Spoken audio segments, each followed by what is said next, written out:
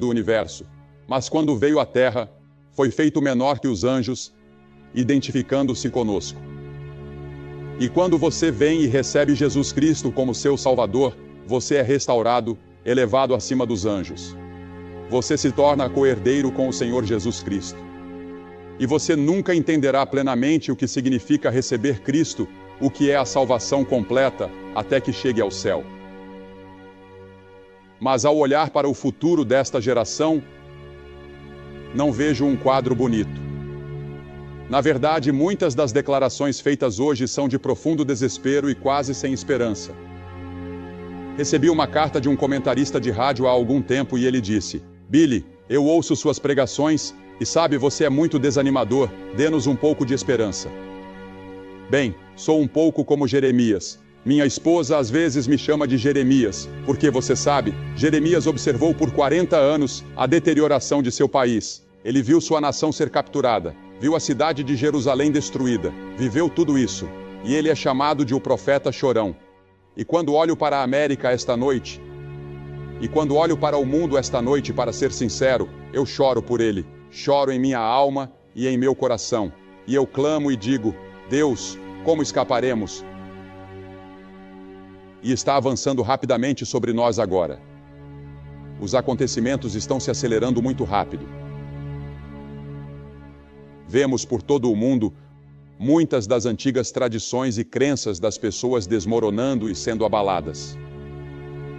E nos perguntamos: há alguma esperança? Um editorial de Londres disse outro dia: a civilização ocidental está cometendo suicídio. Um líder religioso muito influente deste país foi recentemente à Ásia. Quando voltou, disse: todas as minhas ideias mudaram. Saí daqui um otimista. Voltei um pessimista. Não acho que o mundo possa durar. Há uma filosofia de desespero. Bertrand Russell, antes de morrer, disse: o melhor que podemos esperar é um desespero inflexível. Agora pense nisso. Aqui está um homem brilhante, um intelectual, que diz que a única coisa que podemos esperar é um desespero inflexível. Desesperança por toda parte. Uma manchete recente dizia: cientistas entram em desespero ao avançarem novamente o relógio atômico.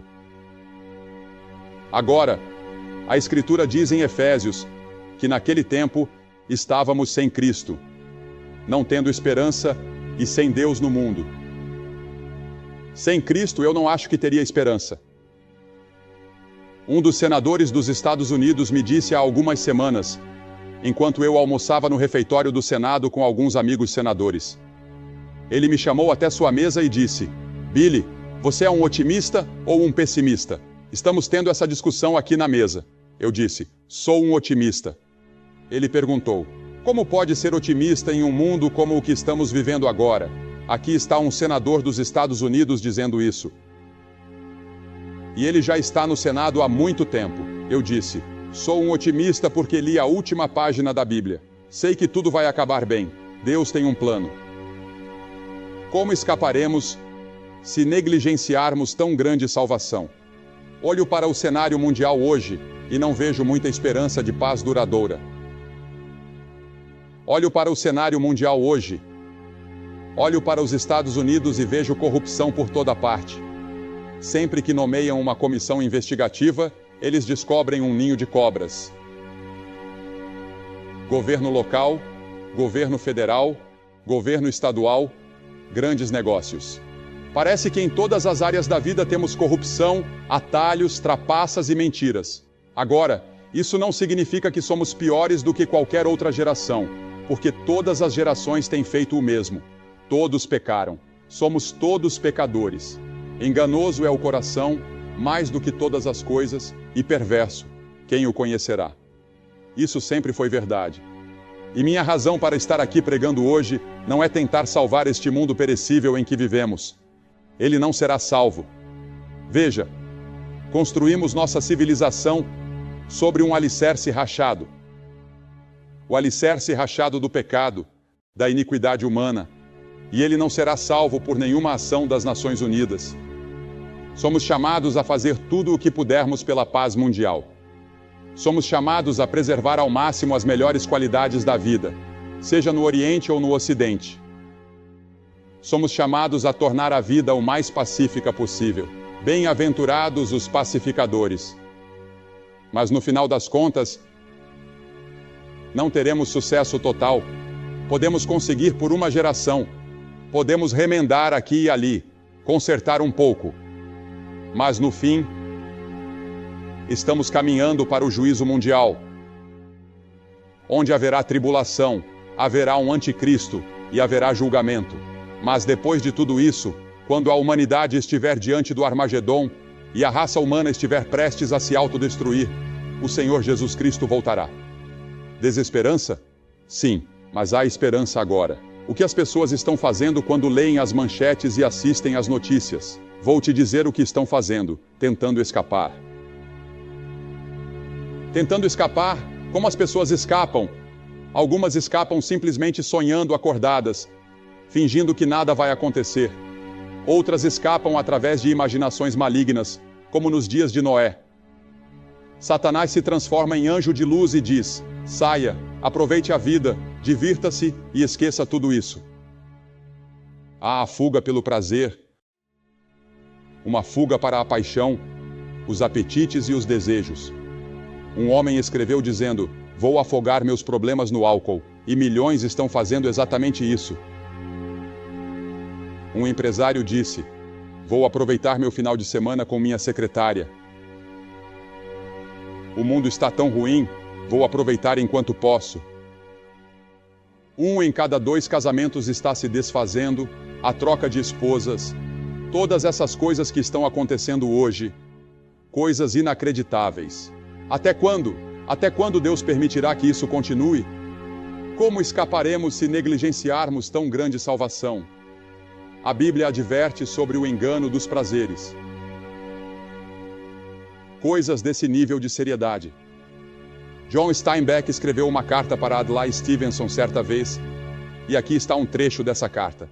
Ele disse o seguinte: se eu quisesse destruir uma nação, eu lhe daria demais. E ela estaria de joelhos, miserável, gananciosa e doente. E ele disse: é exatamente onde a América está agora. Tiago disse certa vez no capítulo 5, o vosso ouro e a vossa prata estão enferrujados, e a sua ferrugem dará testemunho contra vós e consumirá a vossa carne como fogo.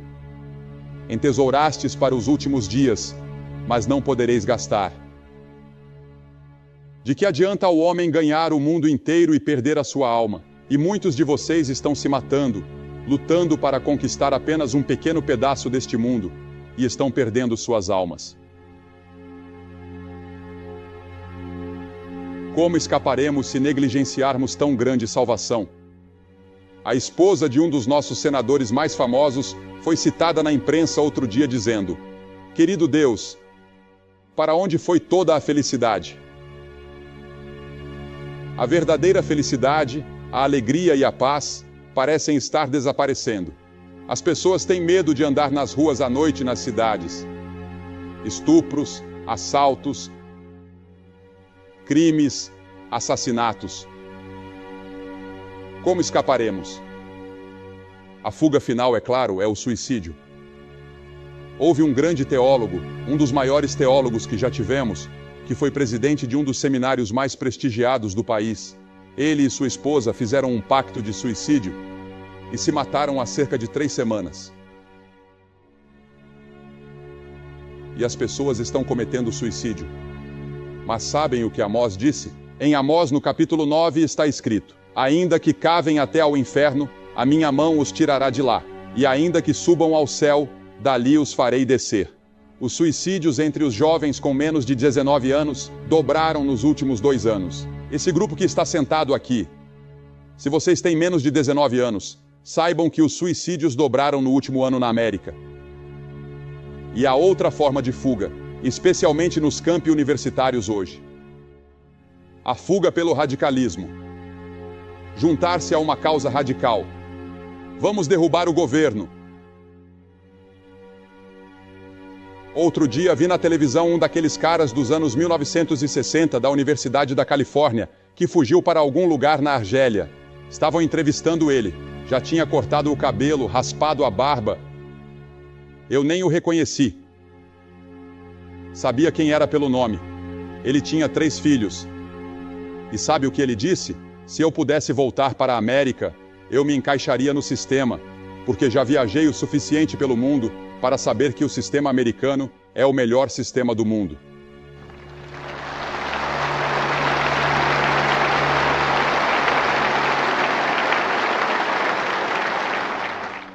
Veja bem, o que acontece é que você apenas substitui um grupo de pecadores por outro grupo de pecadores.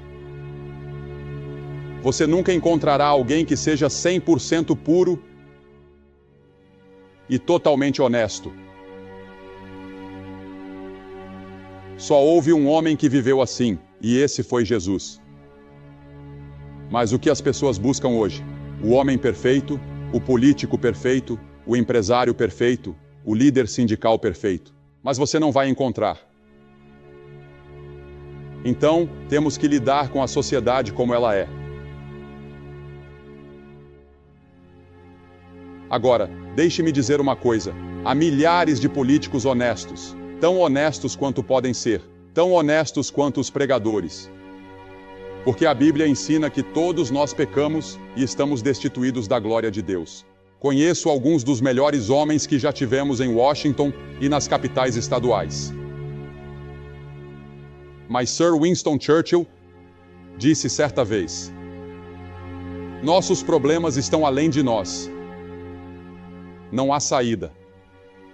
Como escaparemos se negligenciarmos tão grande salvação? Qual é a nossa esperança? Quero dizer que é muito importante que você tenha alguma esperança.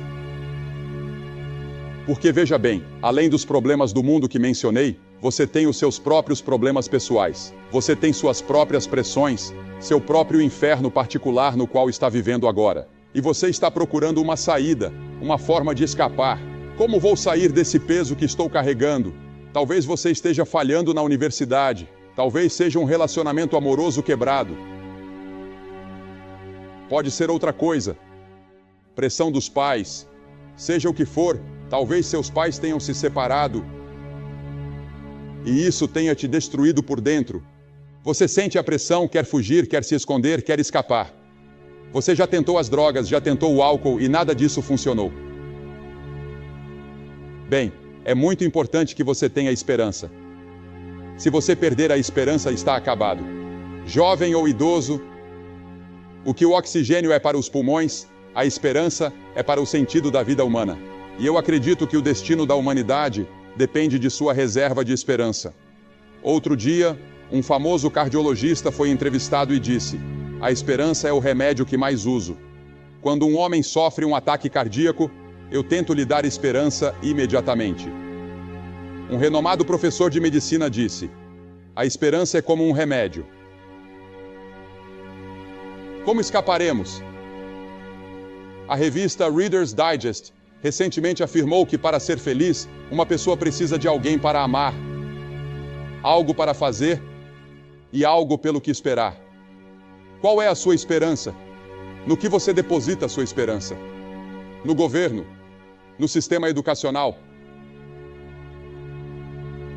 Qual é a sua esperança? Bem, eu vou lhe dizer onde está a minha esperança hoje à noite. Minha esperança não está em uma organização. Minha esperança não está em um plano. Minha esperança não está em um tratado. Minha esperança está em um homem, uma pessoa que está assentada à direita de Deus Pai, o Senhor Jesus Cristo. E a Bíblia diz que Deus colocou nele toda a autoridade no céu e na terra. Minha esperança está totalmente e completamente nele. E quero dizer que fui um fracasso em minha vida. Fui um pecador. Quebrei as leis de Deus. Eu merecia o julgamento. Eu merecia o inferno. Mas ele veio e morreu por mim naquela cruz.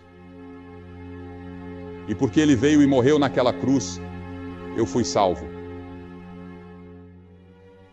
Eu escapei. Tenho esperança. Eu sei que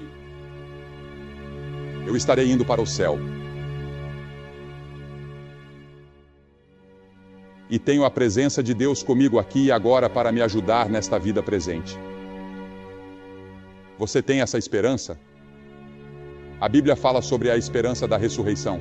Paulo fala sobre a esperança da ressurreição e diz: se a nossa esperança em Cristo se limita apenas a esta vida, somos os mais infelizes de todos os homens.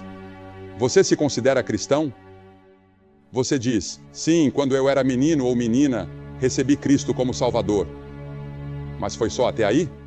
Paulo disse que se a nossa esperança em Cristo for apenas para esta vida, somos miseráveis.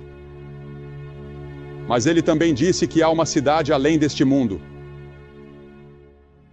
Uma cidade cujo arquiteto e edificador é Deus. O céu está por vir. E a Bíblia fala sobre a ressurreição. Sim, seremos ressuscitados dos mortos. Sim, há a esperança da ressurreição e há a esperança da justiça. Porque nós, pelo Espírito, aguardamos a esperança da justiça pela fé, diz Paulo em Gálatas 5:5. Agora, essa palavra realmente tem o mesmo significado que usamos para justificação. Quando Deus perdoa, ele diz da cruz: eu amo você. Estou disposto a perdoá-lo de todo o pecado que você já cometeu. Isso significa que é como se você nunca tivesse pecado. Agora suponha que alguém faça algo contra mim. Eu digo: tudo bem, eu te perdoo. Você está perdoado. Mas 10 anos depois, quando eu te encontrar, posso lembrar: sim, eu lembro do que você fez comigo quando estávamos na universidade. Eu perdoei, mas nunca consegui esquecer. Mas Deus não age assim. Deus perdoa, esquece e justifica você como se você nunca tivesse cometido aquele pecado. Ele nem sequer se lembra. Incrível. Mas é isso que acontece, a esperança da justiça, porque agora estou revestido da justiça do Senhor Jesus Cristo. E quando Deus olha para mim, ele não vê o velho coração pecaminoso de Billy Graham. Ele vê Jesus vivendo em mim. E ele diz: porque Jesus vive no seu coração, você está perdoado. Você está vestido com a justiça dele. Assim, hoje à noite, posso declarar pela fé uma justiça que não é minha, mas de Cristo. Porque Deus diz: sede santos porque eu sou santo. Eu não posso ser tão santo quanto Deus, mas terei que ser tão santo quanto Deus para entrar no céu. E a única maneira de alcançar essa santidade é me revestir da justiça de Jesus Cristo. Então, quando eu chegar aos portões do céu, eles não verão este velho terno que estou usando. Eles verão que estou vestido com a justiça de Cristo e entrarei pelos méritos do seu sangue derramado na cruz. Sim, há esperança. E não apenas a esperança da justiça, mas também a esperança da vida eterna, para viver com Ele para sempre. E há a esperança da segunda vinda de Jesus Cristo. Aguardando a bem-aventurada esperança e o aparecimento da glória do grande Deus e nosso Salvador, Jesus Cristo. Jesus Cristo, nossa esperança, disse Paulo a Timóteo. O Novo Testamento é um livro emocionante de se ler, porque está cheio de esperança e expectativa. A Escritura diz: nossa esperança está nos céus, de onde também aguardamos o Salvador, o Senhor Jesus Cristo.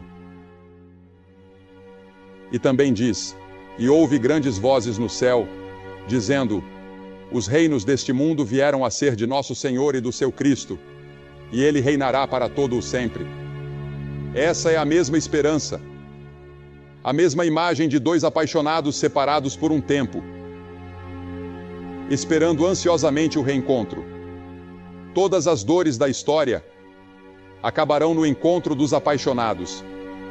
Todas as agonias das eras terminarão nesse grande reencontro. Você já esteve separado de alguém que ama? Um namorado ou namorada que não vê há 3 ou 4 meses? Imagine a alegria do reencontro. Como evangelista viajando tanto, minha esposa e eu temos muitas despedidas. Mas quando nos reencontramos, é como uma lua de mel de novo. Eu fico ansioso para vê-la e espero que ela sinta o mesmo por mim. Pelo menos é o que ela diz.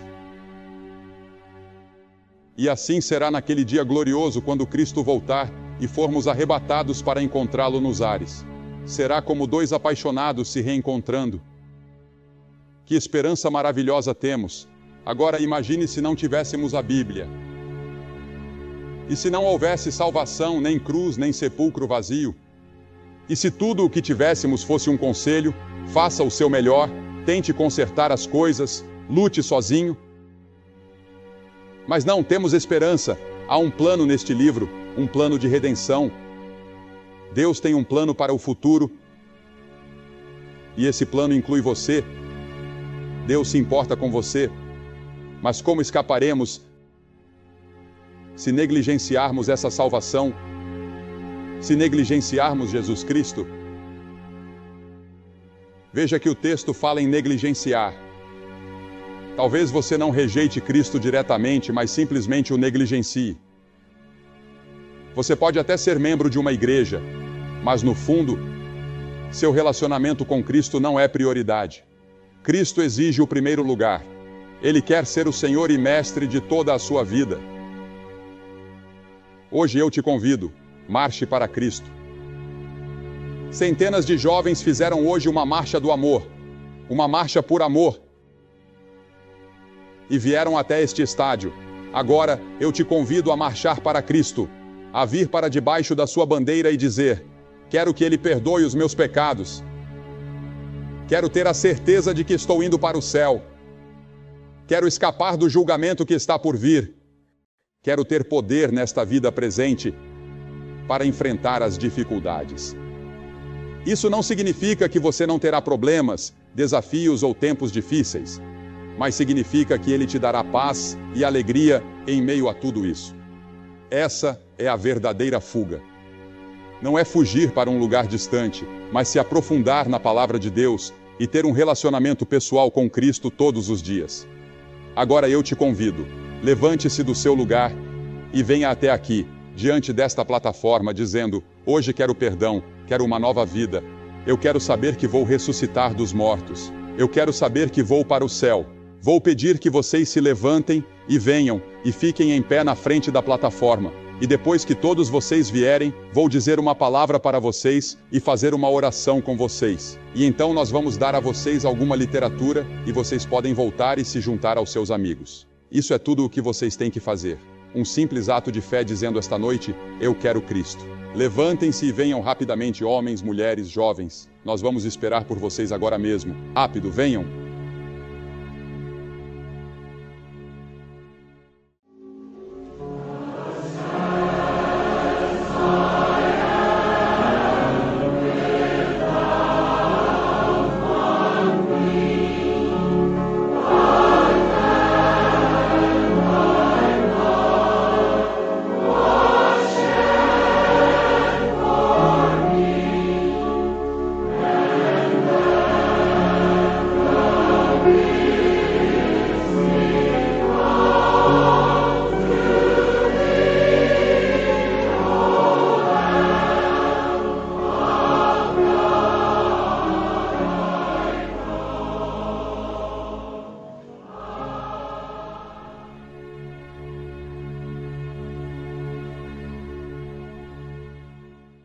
E você que está assistindo pela televisão, pode ver este grande estádio lotado de pessoas vindo a Cristo.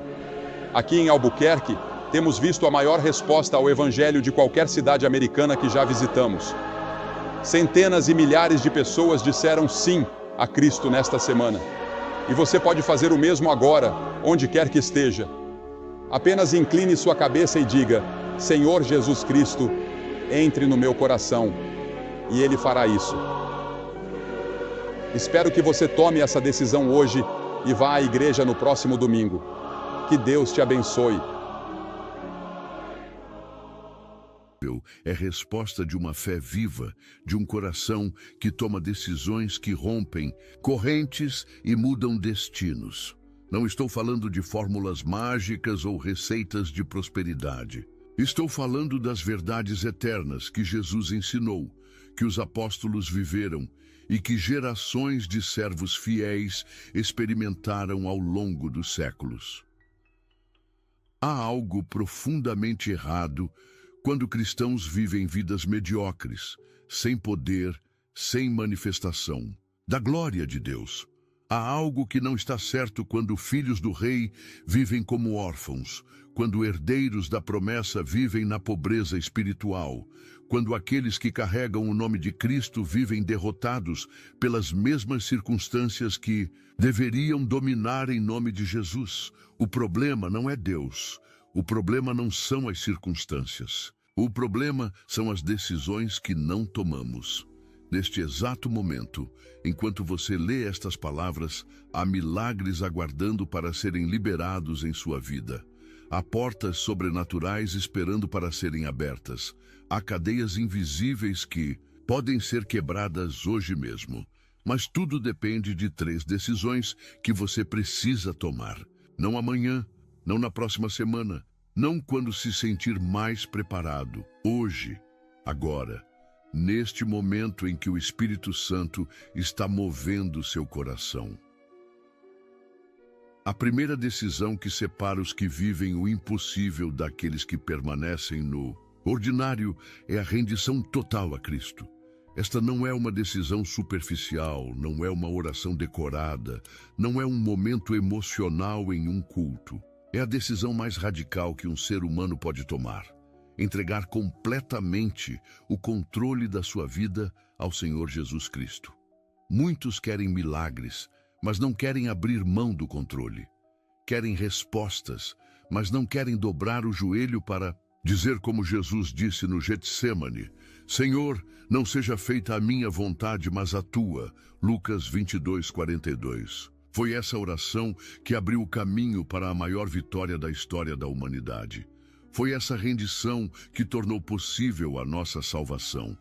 E é essa mesma decisão que abre o céu sobre a sua vida. Enquanto você insiste em segurar as rédeas da sua existência, Deus espera. Ele não força ninguém. Ele não invade territórios onde não é bem-vindo. Mas quando você solta, quando você verdadeiramente entrega tudo nas mãos do Salvador, Ele assume. E quando Deus assume o controle, o impossível se torna não apenas possível, mas inevitável. Lembro-me de uma mulher que veio até mim após uma cruzada em Chicago. Seus olhos estavam vermelhos de tanto chorar. Suas mãos tremiam quando me contou sua história. 20 anos de casamento destruído pelo álcool do marido. Filhos revoltados que não queriam nem ouvir falar de Deus. Dívidas que se acumulavam como montanhas intransponíveis, depressão que a consumia como fogo devorador. Ela havia orado, jejuado, suplicado por milagres durante anos, mas naquela noite, pela primeira vez, ela não pediu para Deus resolver os problemas dela. Ela entregou a vida dela para Deus resolver. A diferença é sutil, mas revolucionária. Quando pedimos para Deus resolver nossos problemas, ainda mantemos o controle, ainda somos nós definindo como as coisas devem ser. Mas quando entregamos nossa vida para Deus resolver, reconhecemos que talvez nossos problemas sejam o caminho que Ele está usando para nos levar a um lugar que nunca imaginamos. Talvez nossa crise seja o útero onde está sendo gestado nosso milagre. 6 meses depois, aquela mesma mulher me escreveu uma carta que guardo até hoje. O marido não apenas parou de beber, mas se tornou um evangelista poderoso. Os filhos não apenas voltaram para casa, mas se tornaram líderes na igreja. As dívidas não apenas foram quitadas, mas eles começaram um ministério de ajuda a famílias em crise financeira. A depressão não apenas foi curada, mas ela se tornou uma conselheira que trouxe esperança a centenas de mulheres desesperadas. Que mudou? Uma decisão. A decisão de render-se totalmente a Cristo. A decisão de parar de lutar sozinha e entregar tudo nas mãos do Salvador. A decisão de confiar que os caminhos de Deus são mais altos que os nossos caminhos e que seus pensamentos são mais altos que os nossos pensamentos. Isaías 55:9. Mas a rendição verdadeira vai além de uma oração emocional. É uma atitude diária de submissão. É acordar cada manhã e dizer: Senhor, este dia não me pertence, esta vida não me pertence, estes sonhos, estas preocupações, estas esperanças, tudo é teu. Faz comigo e em mim o que te agradar. É ir dormir cada noite reconhecendo que mesmo nos erros, nas falhas, nas quedas do dia, Deus estava trabalhando para o bem daqueles que o amam. Romanos 8:28. A rendição total significa que você para de negociar com Deus, para de fazer promessas condicionais. Se tu fizeres isso, eu farei aquilo. Para de tentar impressionar o céu com sua religiosidade.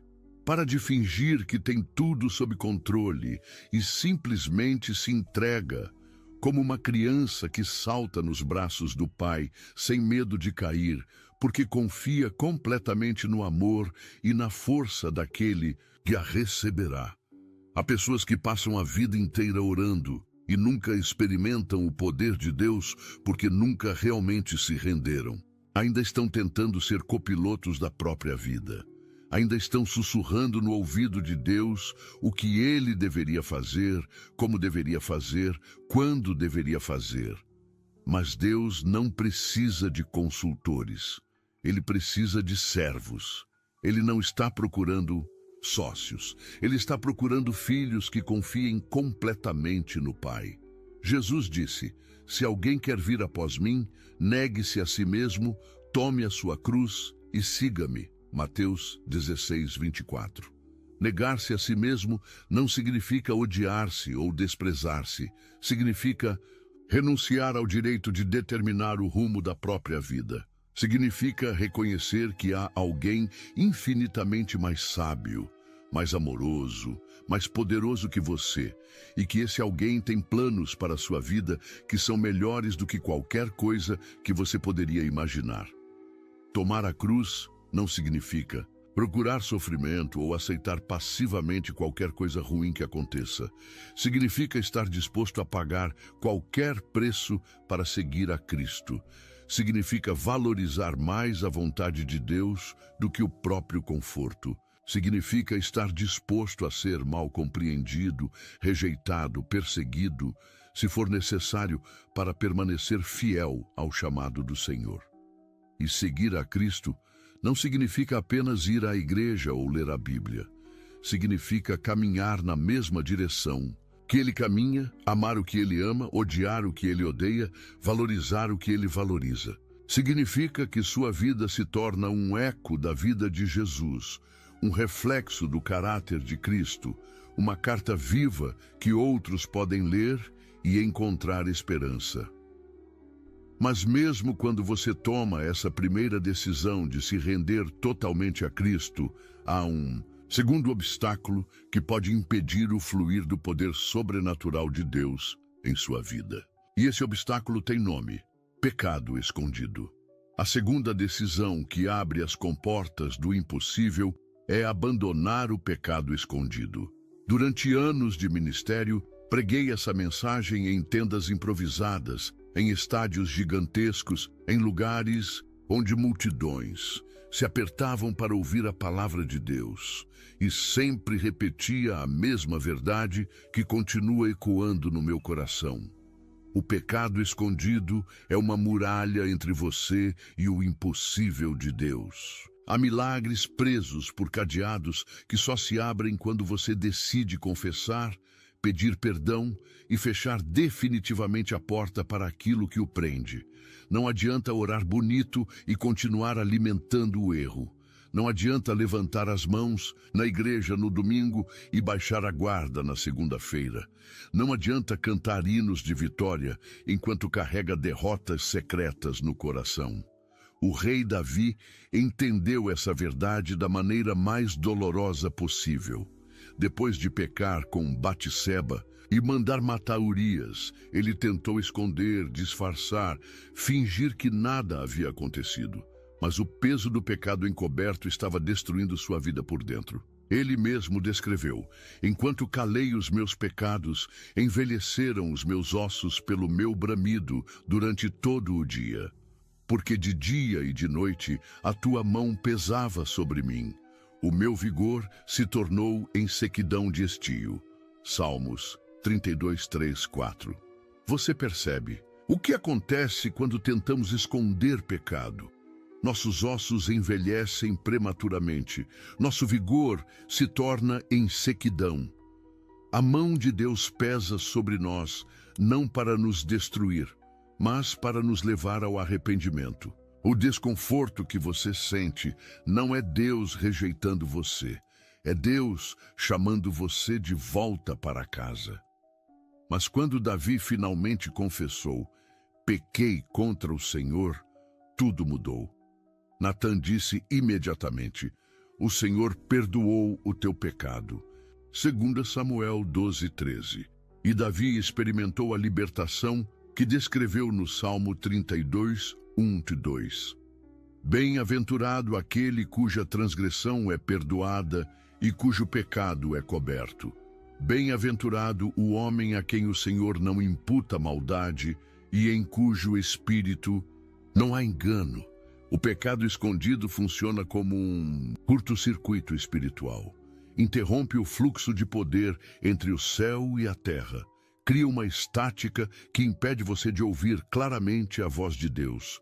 Constrói muralhas invisíveis que bloqueiam as bênçãos que Deus quer derramar sobre sua vida. Lembro-me de um jovem pastor que veio me procurar durante uma conferência em São Paulo. Era um homem ungido, eloquente, com um ministério aparentemente próspero. Mas seus olhos carregavam uma tristeza profunda, uma angústia que nenhum sucesso ministerial conseguia esconder.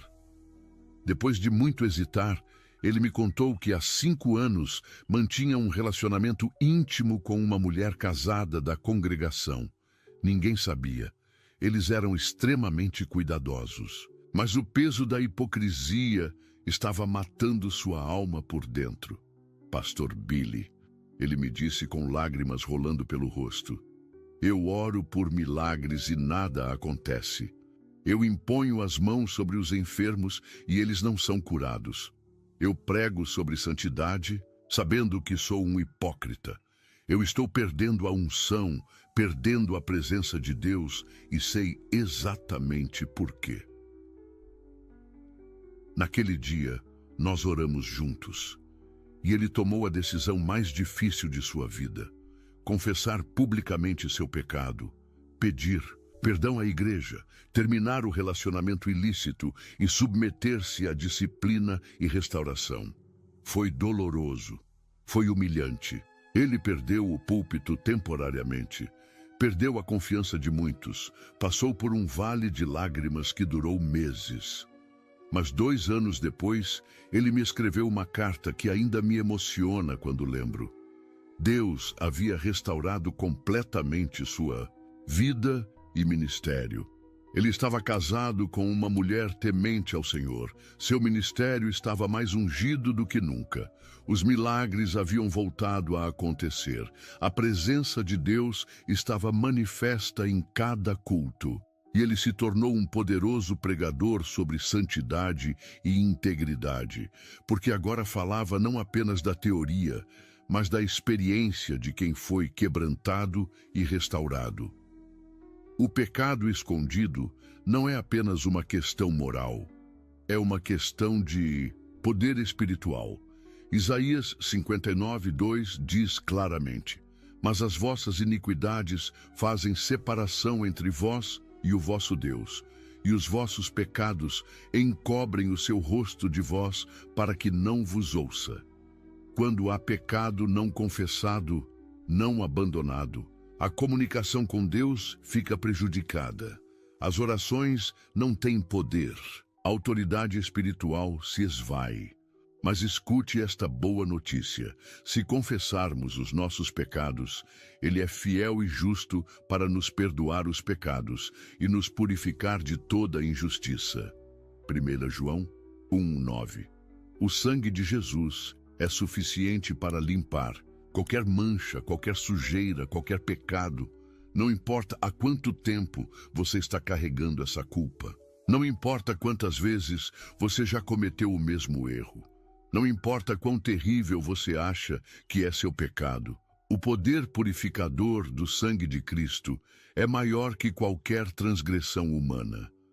Mas a confissão genuína envolve 3 elementos fundamentais. Primeiro, o reconhecimento. Você precisa chamar o pecado pelo nome, sem desculpas, sem atenuantes, sem tentar jogar a culpa nas circunstâncias ou nas outras pessoas. Pecado é pecado e precisa ser reconhecido como tal. Segundo, o arrependimento. Não é apenas sentir remorso, é tomar a decisão firme de mudar de direção.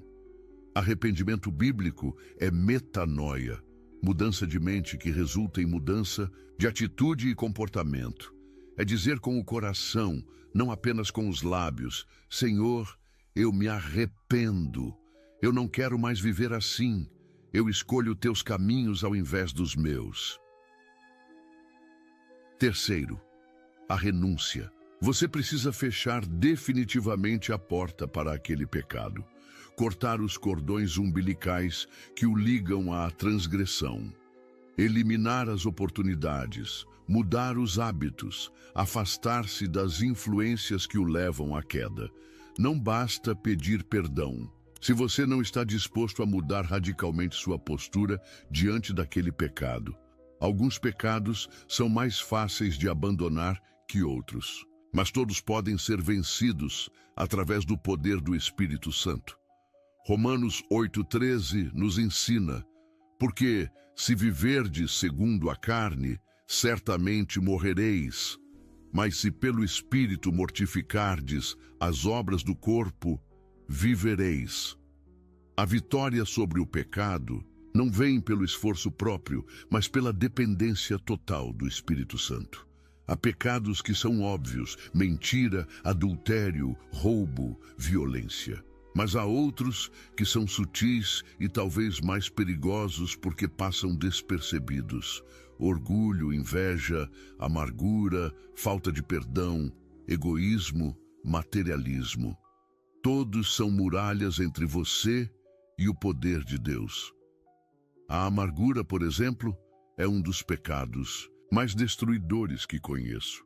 Hebreus 12,15 adverte: tendo cuidado de que ninguém se prive da graça de Deus e de que nenhuma raiz de amargura brotando vos perturbe e por ela muitos se contaminem. A amargura é como um câncer espiritual que vai corroendo a alma por dentro, envenenando relacionamentos, impedindo a cura emocional e bloqueando o fluxo da graça divina.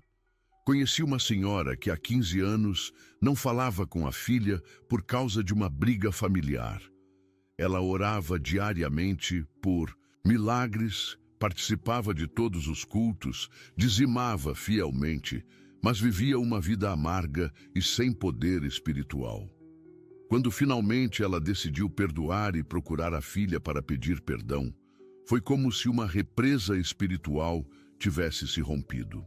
Milagres começaram a acontecer na vida dela e de toda a sua família. A restauração foi tão sobrenatural que se tornou testemunho por onde ela passava.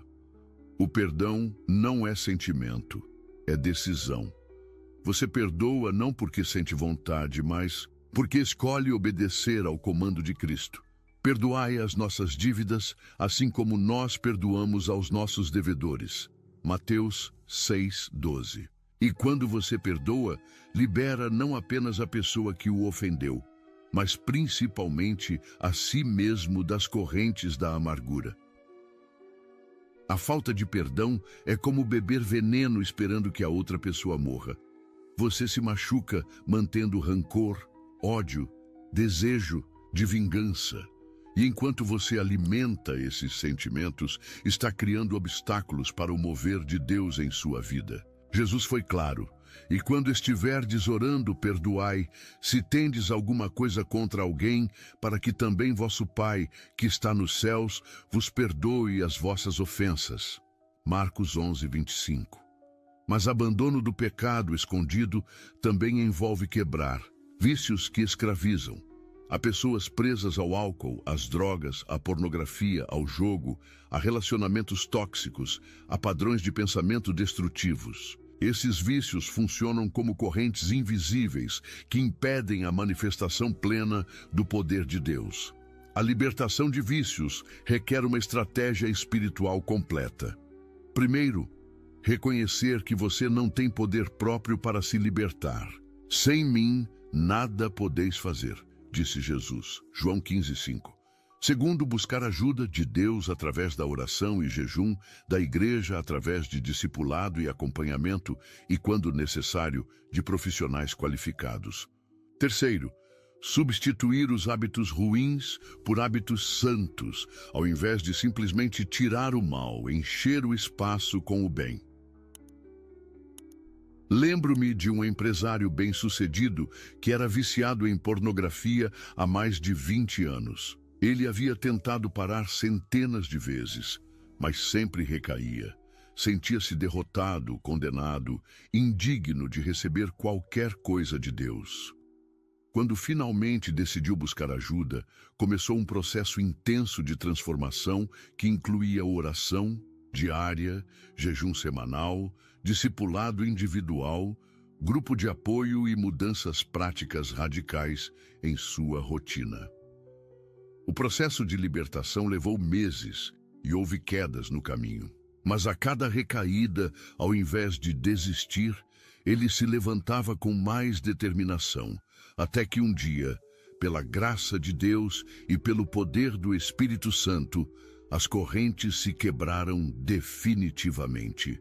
Hoje, 10 anos depois, ele é um homem completamente livre, tem um casamento restaurado e lidera um ministério de restauração para homens viciados em pornografia. O terceiro elemento do abandono do pecado escondido é a santidade progressiva. Santificação é um processo, não um evento.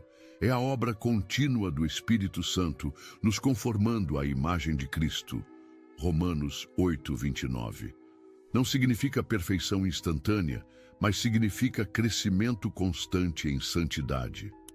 Paulo escreveu aos Filipenses: tendo por certo isto mesmo, que aquele que em vós começou a boa obra a aperfeiçoará até ao dia de Jesus Cristo.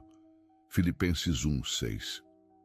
Deus não desiste de você quando você falha.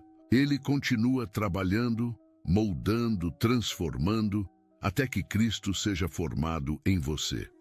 Gálatas 4:19. A santidade não é apenas ausência de pecado, é semelhança com Cristo. É desenvolver o caráter de Jesus. Amor, alegria, paz, longanimidade, benignidade, bondade, fé, mansidão, temperança. Gálatas 5, 22, 23. É permitir que o Espírito Santo produza em você os mesmos sentimentos que havia em Cristo Jesus. Filipenses 2, 5. Mas mesmo quando você se rende totalmente a Cristo e abandona o pecado escondido, ainda há uma terceira decisão fundamental, que determina se você vai experimentar o impossível de Deus ou permanecer na zona de conforto da mediocridade espiritual. A terceira decisão que separa aqueles que vivem milagres daqueles que apenas sonham com eles é agir em fé, mesmo quando tudo grita que não vai dar certo. Fé não é sentimento, fé é atitude. Fé não é ausência de dúvida, fé é obediência apesar da dúvida. Fé não é certeza das circunstâncias, fé é confiança no caráter de Deus.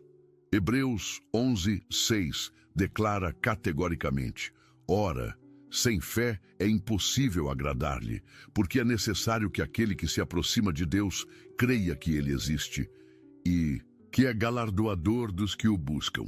Não é opcional, não é sugestão, é requisito absoluto. Sem fé, é impossível agradar a Deus. E se você não pode agradar a Deus, não pode experimentar o mover sobrenatural de Deus. Mas o que é fé bíblica? Hebreus 11:1 define: ora, a fé é o firme fundamento das coisas que se esperam e a prova das coisas que se não veem. Fé é ter certeza do que ainda não se vê. É agir baseado na promessa de Deus, mesmo quando as circunstâncias contradizem essa promessa. É obedecer à voz de Deus, mesmo quando a lógica humana questiona essa obediência. Pedro exemplificou essa fé quando pisou fora do barco em meio à tempestade. Imaginem a cena: ondas gigantescas, vento forte, barco balançando violentamente, discípulos apavorados. E Jesus simplesmente diz: vem! Uma palavra, uma única palavra, e Pedro, contra toda lógica, contra todo instinto de sobrevivência, contra toda experiência marítima, sai do barco e caminha sobre as águas. O que fez Pedro caminhar sobre as águas não foi ausência de medo, foi obediência apesar do medo. Não foi certeza das circunstâncias, foi confiança na palavra de Jesus. Não foi conhecimento científico sobre densidade e gravidade. Foi fé simples e childlike no poder do Mestre. Mas observe, Pedro começou a afundar quando tirou os olhos de Jesus e focou nas ondas. E Pedro, descendo do barco, andou sobre as águas para ir ter com Jesus. E vendo o vento forte, teve medo, e começando a ir ao fundo, clamou dizendo: Senhor, salva-me. Mateus 14, 29 e 30. A fé funciona quando está focada em Deus, vacila quando se concentra nos problemas. Conheço uma mãe solteira que exemplificou essa fé de forma extraordinária. Ela havia perdido o emprego durante uma crise econômica. Tinha 3 filhos, pequenos para sustentar, não tinha reservas financeiras e estava prestes a ser despejada de casa. Humanamente falando, era uma situação desesperadora. Mas durante uma vigília de oração, ela sentiu claramente Deus falando ao seu coração que Ele seria o provedor da família dela. Contra todos os conselhos bem-intencionados de parentes e amigos que sugeriam que ela aceitasse qualquer emprego, mesmo que isso significasse comprometer seus valores cristãos, ela decidiu confiar que Deus abriria as portas certas no tempo certo. Ela continuou jejuando, orando, buscando emprego, mas recusou oportunidades que envolviam trabalhar em bares, mentir no currículo ou aceitar propostas indecorosas. Por 3 meses, a situação foi de mal a pior. Os recursos acabaram. O despejo foi confirmado. As críticas aumentaram. Muitos achavam que ela estava sendo fanática, irresponsável, usando Deus como desculpa para não enfrentar a realidade. Mas ela permaneceu firme na palavra que havia recebido do Senhor. Na última semana, antes do despejo, quando ela já não sabia mais o que fazer, recebeu uma ligação inesperada. Uma empresa havia recebido o currículo dela através de uma indicação que ela nem sabia como tinha acontecido. Era uma posição perfeita para seu perfil, com salário 3 vezes maior do que ela ganhava no emprego anterior. Flexibilidade de horário para cuidar dos filhos e ainda por cima em uma empresa cristã onde ela poderia expressar livremente sua fé. Mas a provisão sobrenatural não parou por aí.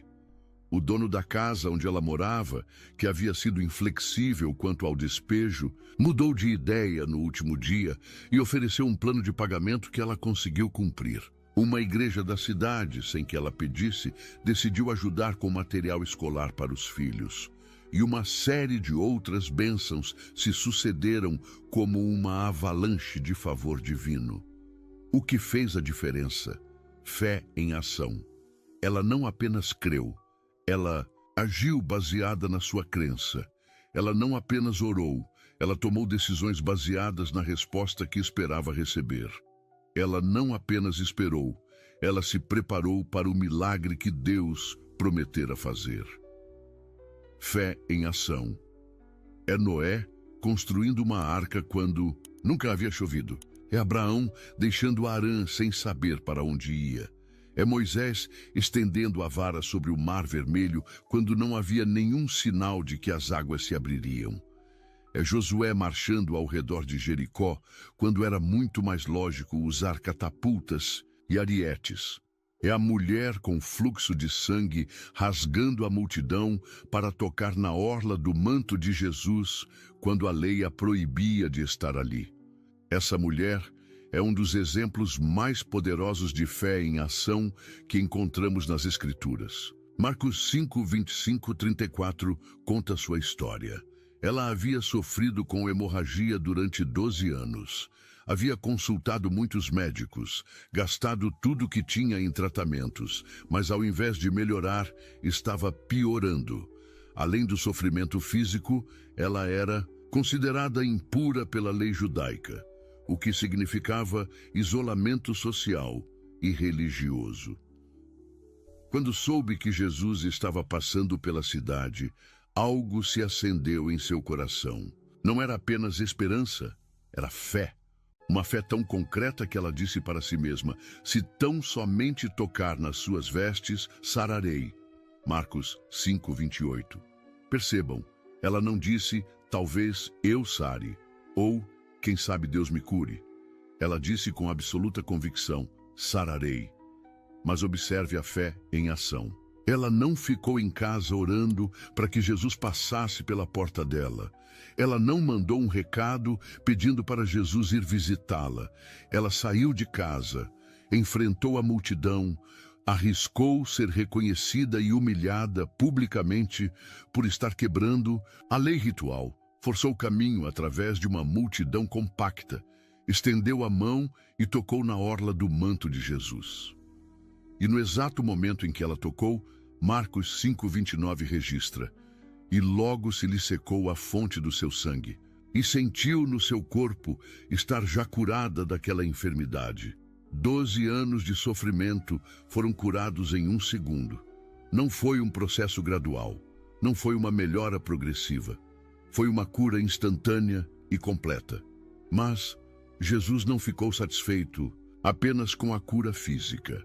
Ele queria fazer algo ainda maior na vida daquela mulher. E logo Jesus, conhecendo que de si mesmo saíra virtude, voltou-se para a multidão e disse: quem tocou nas minhas vestes? Marcos 5:30. Os discípulos ficaram confusos. Vês que a multidão te aperta e dizes: quem me tocou? Mas Jesus sabia que havia uma diferença entre ser apertado pela multidão e ser tocado pela fé. A mulher, tremendo de medo, mas cheia de gratidão, se aproximou e contou toda a verdade. E então, Jesus pronunciou palavras que transformaram não apenas sua condição física, mas sua identidade espiritual. Filha, a tua fé te salvou. Vai em paz e sê curada desta tua enfermidade. Marcos 5:34. Jesus a chamou de filha. Pela primeira vez em 12 anos, alguém a tratou não como impura, não como doente, não como problemática, mas como filha amada. Ele declarou que foi a fé dela que a salvou e ordenou que ela fosse em paz, completamente curada. Essa história nos ensina princípios fundamentais sobre fé em ação. Primeiro, fé verdadeira produz expectativa específica. A mulher não tinha uma esperança vaga. Ela sabia exatamente o que ia acontecer quando tocasse em Jesus. Segundo, fé verdadeira resulta em risco calculado. Ela arriscou humilhação pública para obter cura sobrenatural. Terceiro, fé verdadeira se manifesta em ação prática. Ela não apenas creu, ela se moveu na direção do seu milagre. Mas talvez o aspecto mais poderoso dessa história seja que Jesus reconheceu publicamente a fé dela. Ele poderia ter deixado que ela fosse embora curada anonimamente. Mas ele quis que toda a multidão soubesse que havia uma diferença entre apertar Jesus fisicamente e tocá-lo com fé. Muitas pessoas estavam em contato físico com Jesus naquele dia, mas apenas uma recebeu virtude, a que tocou com fé. Isso me lembra de uma situação que vivi pessoalmente durante uma cruzada em Londres. Um homem em cadeira de rodas havia sido trazido por amigos para o estádio. Ele era paraplégico há 15 anos por causa de um acidente de carro. Durante a oração pelos enfermos, senti claramente o Espírito Santo me dirigindo para orar especificamente por ele. Quando me aproximei e comecei a orar, algo extraordinário aconteceu. Ele começou a sentir formigamento nas pernas. Depois, o calor. Em seguida, movimento involuntário. E então, diante de 40.000 pessoas, ele lentamente se levantou da cadeira de rodas e começou a caminhar. O estádio explodiu em louvor. As pessoas choravam, gritavam, adoravam a Deus. Foi um dos milagres mais visíveis que já presenciei. Mas o que mais me impressionou não foi o milagre em si, foi a fé daquele homem. Quando comecei a orar, percebi em seus olhos uma expectativa que ia além da esperança. Era fé. Fé concreta, específica, determinada. Depois do culto, tive a oportunidade de conversar com ele. Ele me contou que há 3 anos havia começado a orar de forma diferente. Ao invés de pedir para Deus, se fosse da vontade dele, curá-lo, ele começou a declarar com base na palavra: pelas pisaduras de Jesus fui sarado. Isaías 53:5. Ele havia mudado sua confissão, renovado sua mente com as promessas bíblicas e passado a agir como se a cura já fosse uma realidade garantida pela obra de Cristo na cruz. Ele começou a se exercitar diariamente, mesmo sem sentir as pernas, porque acreditava que Deus estava restaurando progressivamente sua capacidade motora. Começou a declarar cura sobre seu corpo, mesmo quando não via nenhum sinal físico de melhora. E começou a testemunhar sobre a fidelidade de Deus, mesmo antes de experimentar a manifestação física do milagre. Esse homem entendeu um princípio fundamental da fé. Você não espera ver para crer, você crê para ver. Jesus disse em João 11:40, não te hei dito que se creres verás a glória de Deus? A ordem é crucial. Primeiro você crê, depois você vê. Se você esperar ver e para crer, nunca experimentará milagres. Fé em ação também significa perseverança mesmo quando as circunstâncias não mudam imediatamente. A Bíblia está cheia de exemplos de pessoas que tiveram que manter fé por períodos prolongados antes de ver a manifestação da promessa de Deus. Abraão esperou 25 anos entre a promessa de Deus de que ele seria pai de uma grande nação e o nascimento de Isaque. José esperou 13 anos entre os sonhos proféticos de sua juventude e sua elevação como governador do Egito. Moisés passou 40 anos no deserto antes de ser chamado para libertar Israel. Davi foi ungido rei ainda jovem, mas só assumiu o trono décadas depois. Em todos esses casos, houve períodos onde parecia que Deus havia se esquecido, que as promessas não se cumpririam, que a fé havia sido em vão. Mas em cada situação, a fé persistente foi recompensada com manifestações sobrenaturais do poder de Deus. Conheci um casal que lutou contra a infertilidade por 15 anos. Eles haviam tentado todos os tratamentos médicos disponíveis, gastado economias inteiras em procedimentos, enfrentado a pressão social e familiar, passado por depressão e desencorajamento. Muitas vezes pensaram em desistir, Mas havia uma palavra profética que haviam recebido no início do casamento. Vocês serão pais de gêmeos. Por 15 anos, eles se apegaram a essa palavra mesmo, quando ela parecia impossível. Eles prepararam o quarto das crianças, compraram roupas para bebês, oravam de...